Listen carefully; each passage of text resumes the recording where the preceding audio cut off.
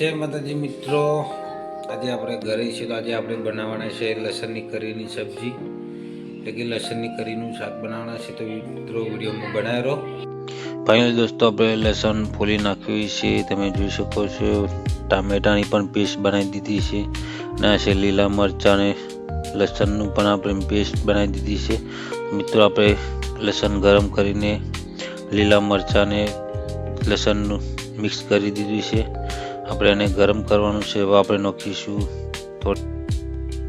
મિત્રો તમે જોઈ શકો છો લસણ લાલ પડતું થઈ ગયું છે. તો આપણે હળદર, મીઠું નાખીશું.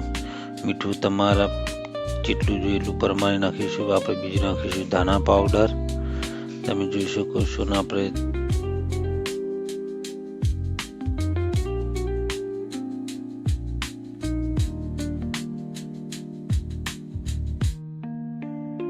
હવે નાખીશું કાશ્મીરી મરચું, તમે જોઈ શકો છો. આનાથી કલર મસ્ત પકડાશે મિત્રો.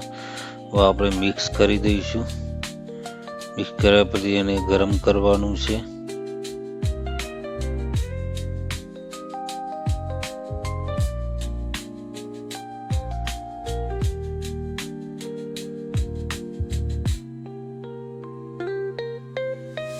કાશ્મીરી મરચું નાખ્યા પછી બહુ ગરમ નહીં થવા દેવાનું, કારણ કે મરચું બળી જશે. હવે આપણે નાખીશું ટમેટાની પેસ્ટ, તમે જોઈ શકો છો.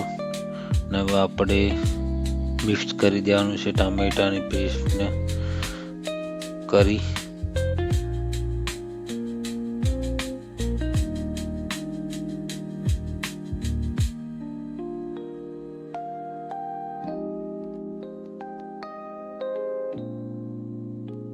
ફાઇનલ દોસ્તો આપણે કમ્પ્લીટ થઈ ગયું છે લસણની કરીનું શાક. હવે આપણે નાખીશું લીલા ધાણા, તમે જોઈ શકો છો મિત્રો.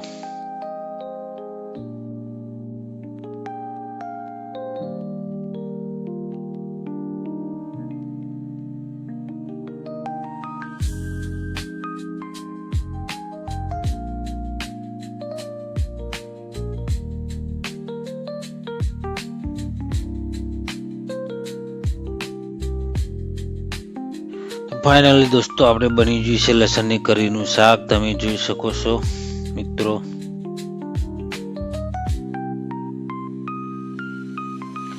આશા રાખીએ છીએ દોસ્તો કે આ વિડીયો તમને ગમ્યો છે અને આપણી ચેનલને સબસ્ક્રાઇબ કરવાનું ભૂલતા નહીં મિત્રો. મળીએ એક નવા વિડીયોમાં. જય માતાજી.